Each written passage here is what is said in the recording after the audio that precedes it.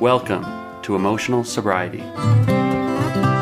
It's so fucking cool that you bounced back, or you're recovering so well from your cancer. You look great, man. Thank you. It's like I think even my beard's starting to come back a little bit. Yeah, So it's like you're getting younger every time I see you. Yeah, doing my best. New PET scan last week. I'll get the results of that tomorrow. So hopefully it'll tell me I still don't have cancer. And if that's the case, no matter what's the case, go along. I'll just do whatever's next. I've been sick for the last week and a half, and when I get bronchitis or when I get a flu, it usually in a bronchitis, and when it goes into bronchitis, I have to go on antibiotics, and then it starts to create an asthmatic reaction. So I've had trouble breathing in the last 5 days, last 6 days or so. So I had to start prednisone. And so I'm on the prednisone right now, and it's great. It's a miraculous drug. It's opened up my airways. I can breathe again. But with it comes this fucking pressure inside me. I feel like I'm going to explode. I feel overwhelmed with shit. I mean, I'm short-tempered. My patience is gone. I want to eat red meat without cooking it. I mean, it's Howling at the moon. Yeah, I'm ready to howl at the moon. I'm ready. Well, it's what do you call it? Whack-a-mole. You're saying it's always true that one solution is the next problem, but it's like that's just rapid fire. With that principle, it's like one problem immediately on top of the next problem. It's really challenging. I feel so fucking intense right now. I mean, sometimes it's good. It's like I'm getting shit done that I fucking need to get done, but it's at the same time, it's too much. I mean, it's so much. I'm like, I want to jump out of my skin. So, like you said, it's fixing one thing, and then there's another goddamn problem that surfaces. So yeah, I can see it I can see when when people talk about stuff like that, I can see it in your face when you describe it. I mean, there's this your eyes just get bright, wide, and it's like you just look like something's coming right at you. Can't sleep, Tom. So I'm already having trouble sleeping. Now I'm on the prednisone. My insomnia is even. So now I'm operating on maybe 2 hours of sleep at night.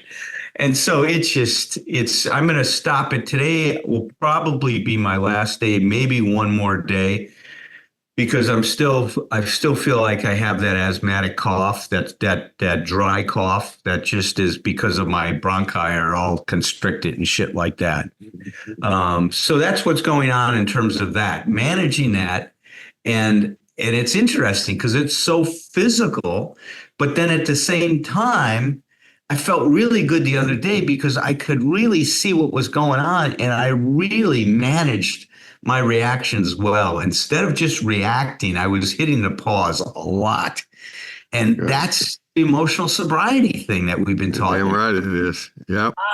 I was going to say, yeah, the regulation of this what's happening to you, the kind of volcano inside your mind and in your body. I was thinking earlier this week about where I was about 10 years ago. I was living someplace else. I was living with somebody else, and my differentiation was non-existent. Were you in Atlanta? Atlanta, yep. Yeah, I was in Atlanta. I was living with a girlfriend. I was drinking a lot and smoking a lot of pot. And but I was the definition of asleep thinking I was awake, because I had no consciousness that there was even that any of this was even happening. You know what I mean? Like I had a one-to-one relationship with my mental illness. So I guess I like that one-to-one relationship. Yeah. Right? And I can relate to, I mean, I haven't had as much of a physical, I would guess, reaction to some medication this week, but I've had a short temper. Like I told my dad the other day, my poor dad, who's waiting for his cancer surgery and just trying to get by and hold on. I told him he was saying something very garbled and confusing, and I was slammed in between two things I had to do, and so I told him, "What the fuck are you talking about?" Because I was frustrated. Good, Patrick. Good. I know. I was frustrated. I didn't know what he was talking about. So I said, "What the fuck are you talking about?" And then I left the house, and I just felt immediately just shame. Just like, why did I lose my temper on this guy I love so much? And That was, but I mean, I guess I need to compare it to where I was 10 years ago. I wouldn't have even known that there was an emotional anchor to get to, that was just life. I would do that like 10 times a day. And I wouldn't have any sense that there was a different way to live because that's where I was. Well, that's why I always say I love practicing on a daily basis the 10th step, because it gives me confidence in general. It gives me confidence that whatever happens, including whatever I fuck up, I'm going to take care of it. It's like, and I don't want that to become an excuse and allow myself just to play it loose and fuck up. But I've demonstrated to myself over a long period of time now that whether I want to or not, there's this recovery voice inside of me that is a pretty tough, loving voice, and whether I want to or not, if I realize down the line, whether it be the same day or a week later or whatever, that I've said something that was offensive or inappropriate, I will, as soon as I can, stop what I'm doing and get back to that person to make amends. And it's like, and in that way, I always tell people that I'm a pretty nice guy. And most of the time I'm nice because I'm just nice. But sometimes I'm just nice because I'm lazy. And I know that if I fuck it up, I'm going to have to come back and apologize to you. And I don't want to. It takes up too much time. That's so real.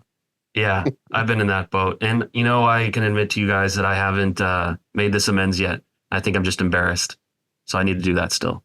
Well, it would be a good to do, man. It's see, that is the thing. Like, I just realized I've got an amends to make because I was talking to somebody about the schedule, and I'm sure the way I talked, I was biting the person's fucking head off. It's like, what the fuck is wrong? But I didn't say that, but it's the intensity of what I'm saying. It's like, it just comes out like everybody's wrong.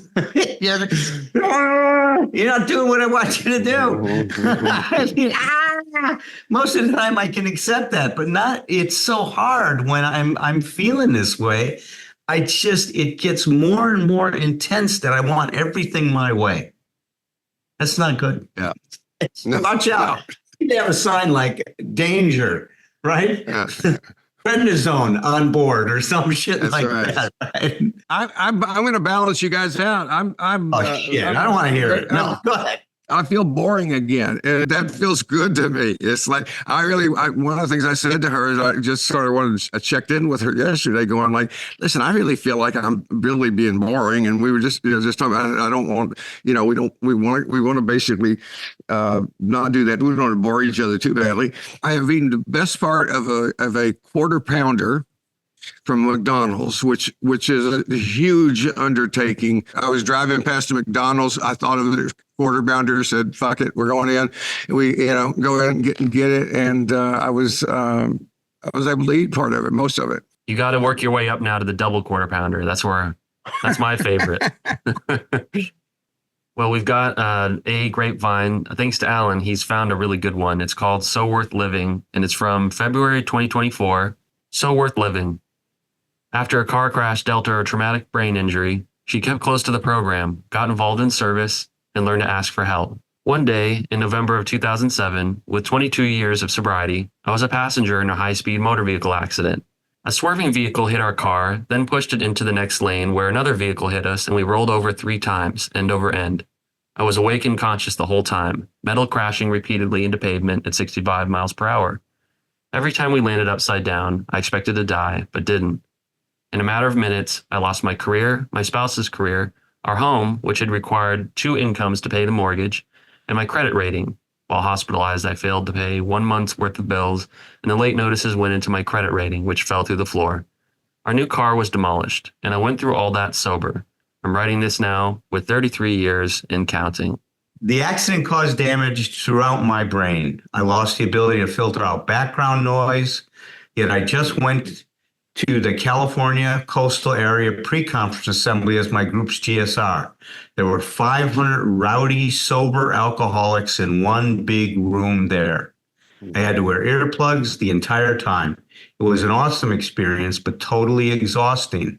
One limitation resulting from late effects of traumatic brain injury, momentary losses of consciousness is in parentheses, is that I lost my driving privileges.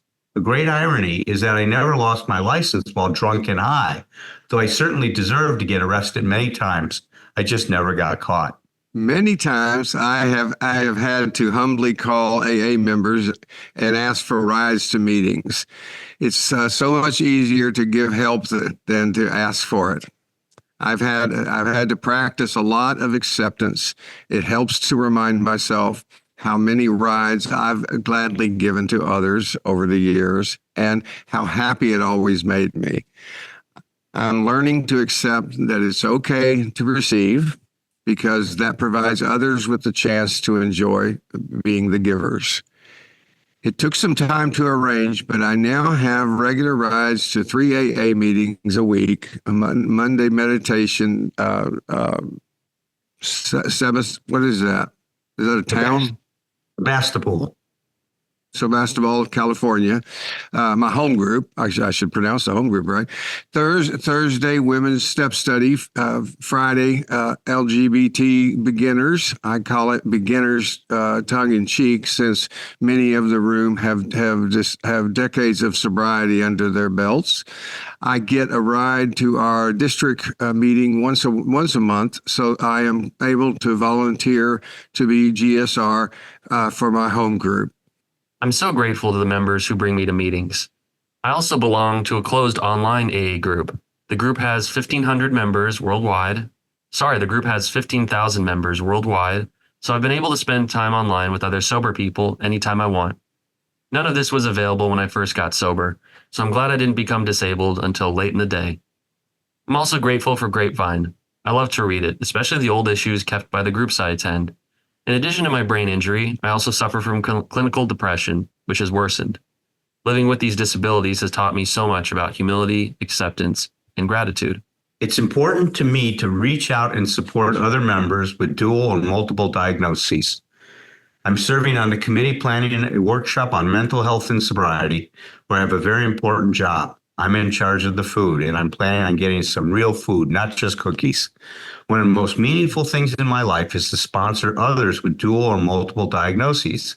We work the steps together. I get to rework all of the steps right alongside my sponsees, sharing our experience, strength, and hope. We also share our experience and weaknesses and despair. This is the only way we get to know and trust and inspire each other so we can heal together. Our co-founder, Bill W., also suffered severe depressions at times in his sobriety. It didn't make him drink, and with his example, I won't drink either. Today, I belong to what some wise acre I know calls it no matter what club. I'll say that again. Today, I belong to what some wise acre I know calls the no matter what club, and invites my sponsees to join too. We don't drink no matter what. No matter what. Life so worth living. Not a lot of time spent on grief in this. Well, no, but it is. I mean, in one way, it's that she didn't get to this place that she's at without first accepting the loss. See, she had to accept the fact that she was changed as a result of that accident. She could not function. Look, I mean, when you lose your driver's license, you lost your driver's license because you've lost the faculty, the ability to be able to safely operate that motor vehicle.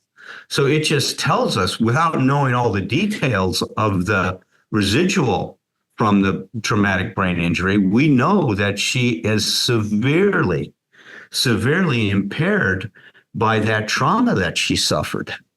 And oftentimes, if there was a premorbid depression that existed before the head trauma, it was worsened. And oftentimes, if there is no depression, when somebody goes through an experience like this, they become clinically depressed because of the impact that the trauma has on the brain and the person's ability to deal with that and cope with it and stuff like this. So this is a wonderful example of where emotional sobriety comes in my opinion. She never said it, that's what she's experiencing, but what she's doing is she's involved in the practice that, we talk so much about. She calls it the no matter what club. How have we referred to it? I'm okay even if club, right? The same club. I mean, it's the same club, the no matter what club, the I'm okay even if club. But we don't start there. See, that's the important thing. You hear what she had to go through, all of the stuff, and we don't know all the details, but it's easy to imagine she lost everything because she couldn't work and her partner couldn't work.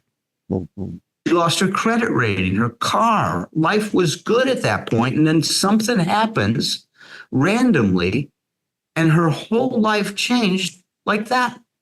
And look, each one of us have gone through that. You're climbing these rocks. The next thing you know, you're being hell lifted out of the park, right?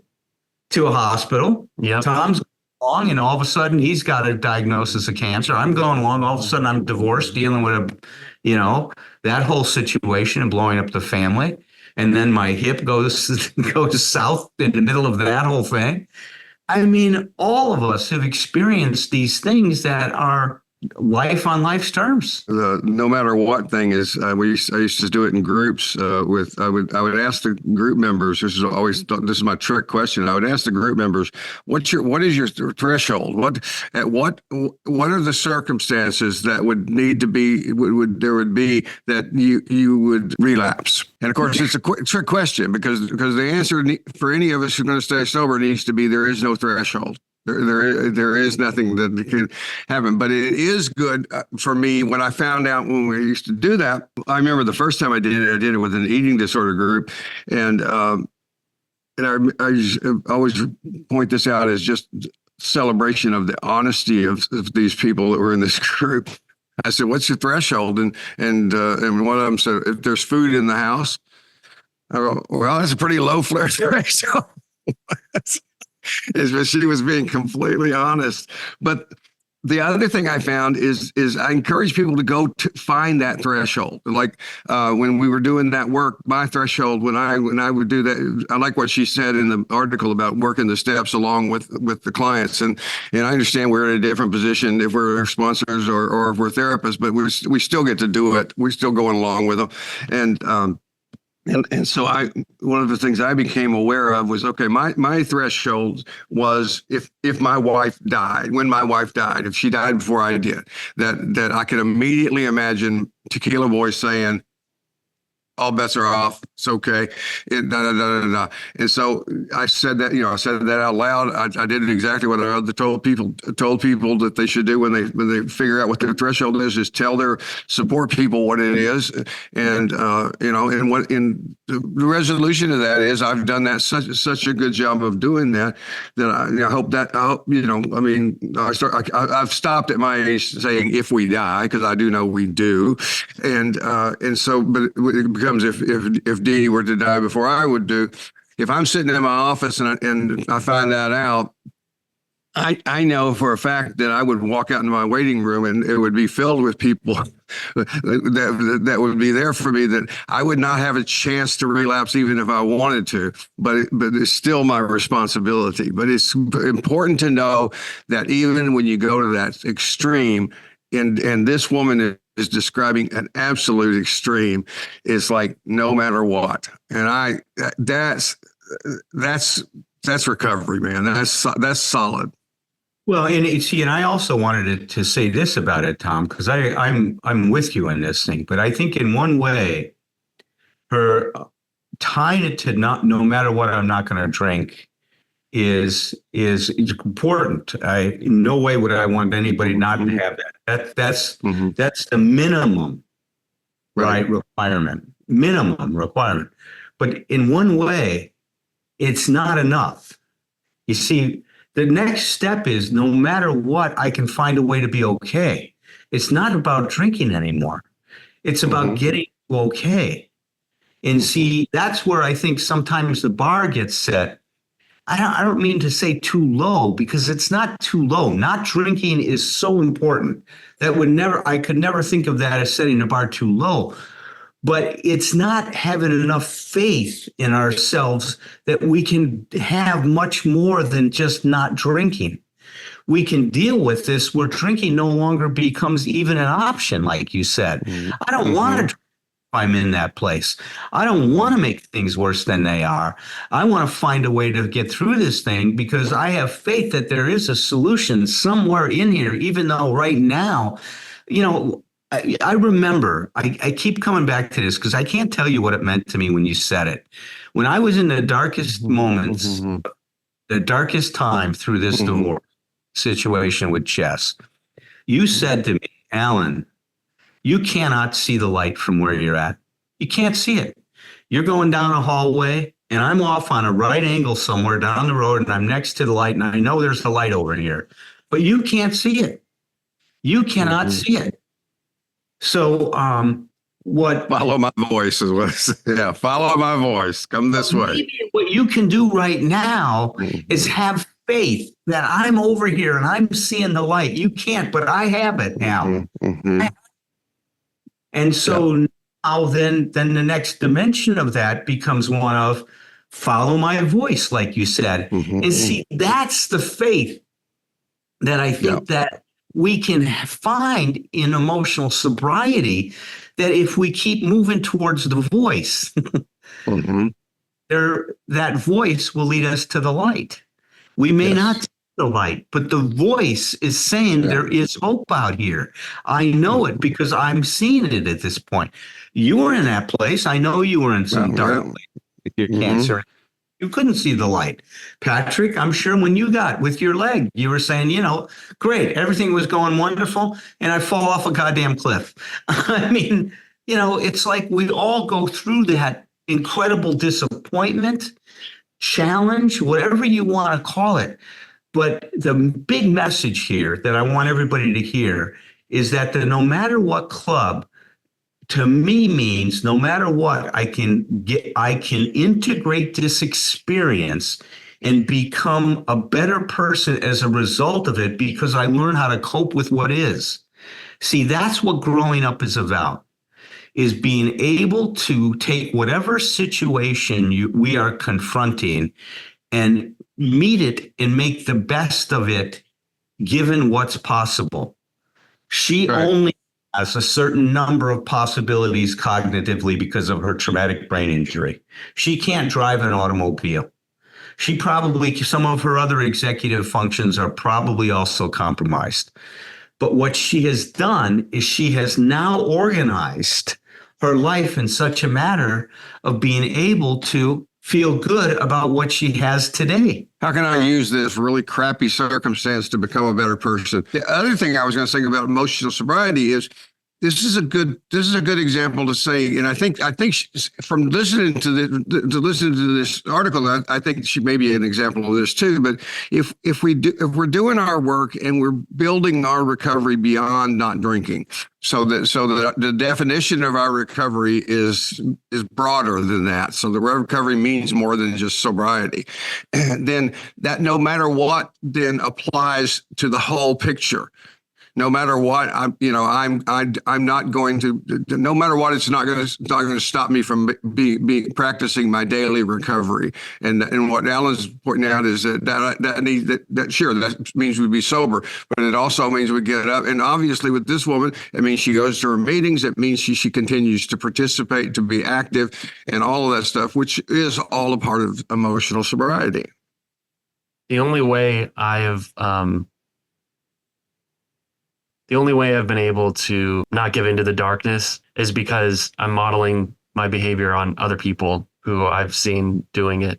And I know that it works for the rational response for having a horrible car accident and having your credit tanked and not being able to participate with full faculty in all the things that you love and that nourish you spiritually. What I would consider a rational response, I mean, absence from all the positive influences I have, is just to kind of like go off the rails. Just to name the closest examples, I've seen both of you endure such challenges and not lose yourselves and not lose your connection to others through that.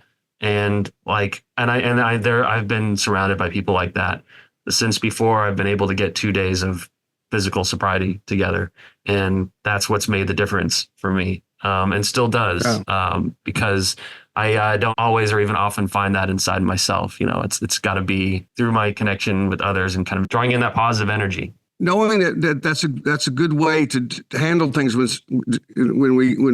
the shit hits the fan and we take a nosedive is, I think, when one of the most important things have shared since I came back out of the cancer stuff has been, that if you say, oh, you never lost yourself, I'm here to say to you, yes, I did.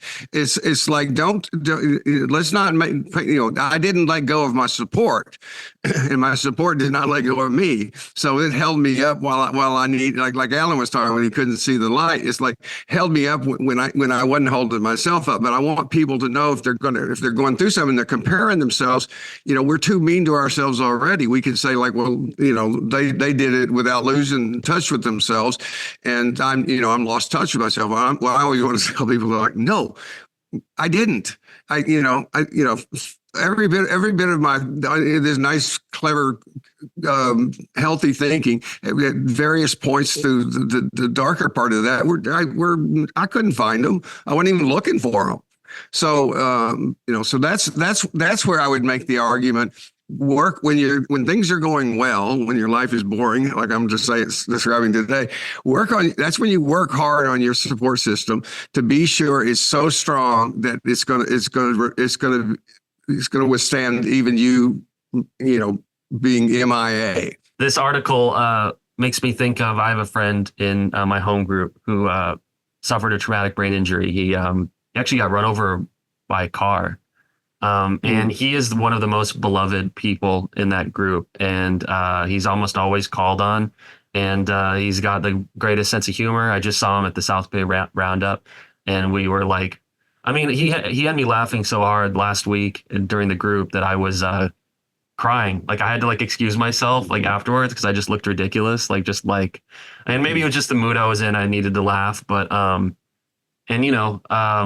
and he often brings his brain injury into his shares. It's a part of his story. He works with a lot of guys. He really gives back. He never misses a meeting. It's a testament to just how strong people can be, that we can hold on to our recoveries. It's more than just holding on to our sobriety. I'm talking about maintaining our emotional sobriety and having that as the goal here, right? Is to understand that I think we sell ourselves short if we don't think more is possible. And see, that's the big message here. More is always possible. We may not be able to see it given where we're looking at our life, the perspective we're looking at our life from. But someone else that's not in the place we are might be able to see what we can't see. And that's the voice that Thom gave me. He could see that there was a possibility for me down the road, that at that point in time, there was too much darkness around me for me to see any light. I could orient myself to his voice, and I did. I mean, forget when you said that. I cried. It meant so much to me, man. I mean, I felt so much support from you, and love and care and concern. And that's what I held on to. That's what the path was for me. And I'm just saying that's available. That voice is out there. Yes. We've got to we've got to interact with our life in a way where we create the possibility to hear it. See, if I didn't share my pain with Thom, he could have never shared that with me. It took my willingness to go to him and expose my pain, my vulnerability, and to talk to him about where I was at, completely raw and naked, to be able to create an opportunity for that voice to come in my direction.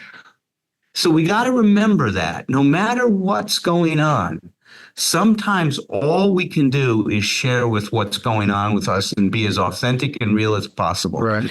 That's all that we have to do. We don't need to be more than that. Right. Well, let's use I want to use the word of opportunity in the other direction just for a second too, because we all need to remember that we are that voice. We are the voice for other people.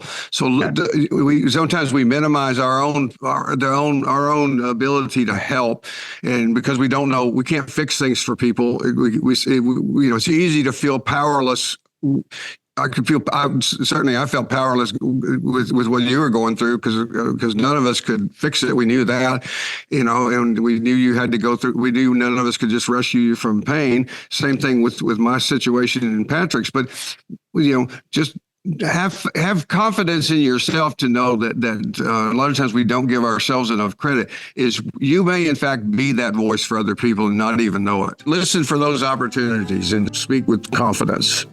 Tend your life, tend your myth, cultivate your narrative with whomever you